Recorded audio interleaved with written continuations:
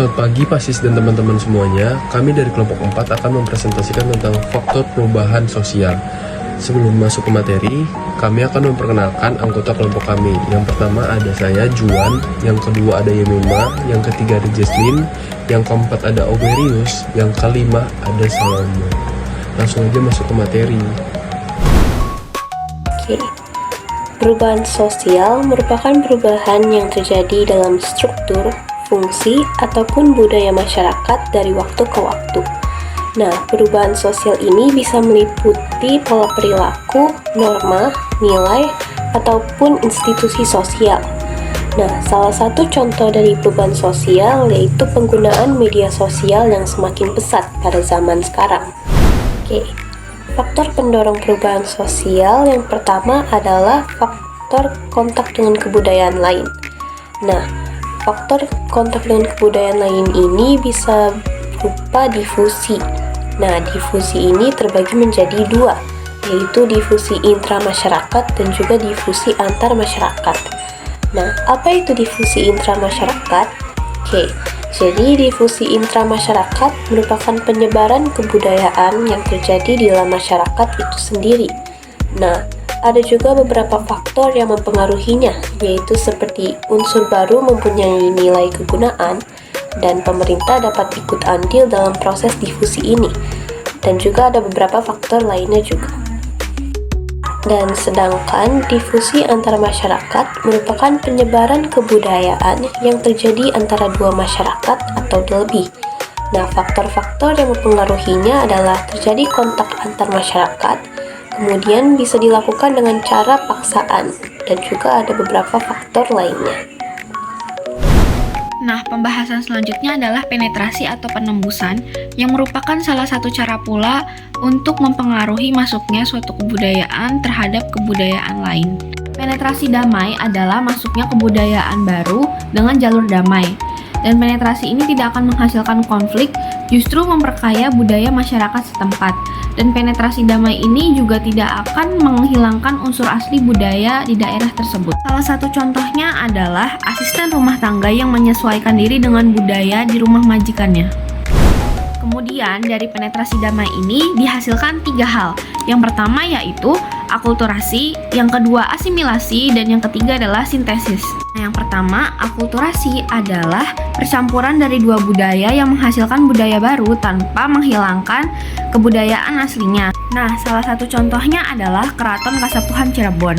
Bangunan ini dibangun dengan budaya Jawa dan juga Hindu, namun diperpadukan dengan budaya Cina, Eropa, dan juga Arab. Nah, yang kedua adalah asimilasi. Asimilasi adalah perpaduan dari dua budaya yang menghasilkan budaya baru. Nantinya kelompok minoritas ini perlahan-lahan akan kehilangan budaya aslinya dan mengadopsi budaya baru dari kelompok mayoritas. Salah satu contohnya adalah penggunaan bahasa Indonesia yang dipadukan dengan bahasa asing dan kemudian menjadi bahasa serapan.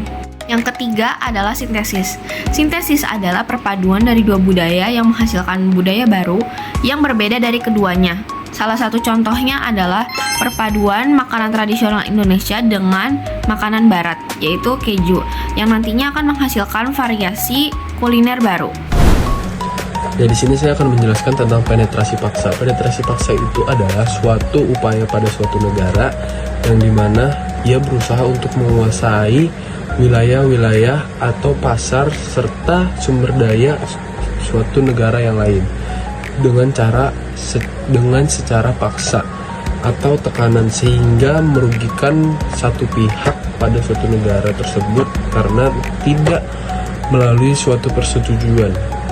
Sistem pendidikan formal ini adalah suatu sistem pelajar yang sudah terstruktur dengan kurikulum modern, sehingga para pelajar sudah berfasilitas atau berkualitas, sehingga menciptakan para pelajar atau lulusan-lulusan yang berkompeten, sehingga mereka tidak kalah dengan perkembangan zaman di era modern ini. Ya, di sini saya akan menjelaskan tentang sikap menghargai hasil karya seseorang dan keinginan untuk maju. Ya, hal ini dapat kita sebut dengan apresiasi atau motivasi. Apresiasi ini adalah suatu sikap menghargai atau menghormati hasil karya-karya orang.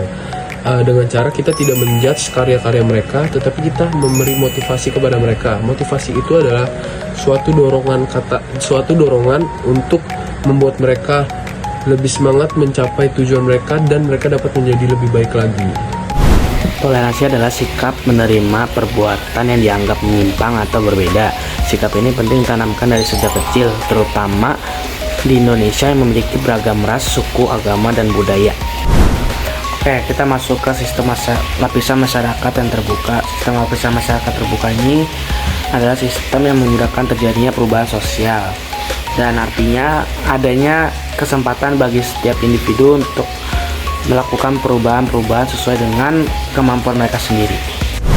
Heterogenitas penduduk meningkatkan terjadinya konflik atau pertentangan antar anggota masyarakat yang nantinya akan mendorong perubahan-perubahan sosial. Ketidakpuasan masyarakat terhadap bidang-bidang kehidupan tertentu. Masyarakat yang tidak mudah puas cenderung akan mengalami perubahan dibandingkan dengan masyarakat yang lebih cepat puas. Mereka yang cepat puas akan cenderung statis dan tidak bergerak. Terus ada orientasi di masa depan. Masyarakat yang berorientasi di masa depan pasti sudah mempersiapkan perencanaan yang matang untuk dilakukan dalam jangka panjang. Adanya nilai bahaya manusia harus berakhir untuk memperbaiki hidupnya. Untuk memperbaiki tarif hidupnya, setiap individu harus senantiasa berikhtiar, bekerja keras, serta optimis agar hidupnya berubah ke arah yang lebih baik dan sejahtera. Nah, dengan ini dapat disimpulkan bahwa perubahan sosial merupakan bagian dari perkembangan masyarakat dan dapat membawa dampak positif maupun negatif tergantung pada pengelolaannya. Dengan memahami perubahan sosial, maka masyarakat dapat lebih siap menghadapi perubahan tanpa kehilangan identitas budaya. Sekian presentasi yang dapat kami sampaikan. Terima kasih.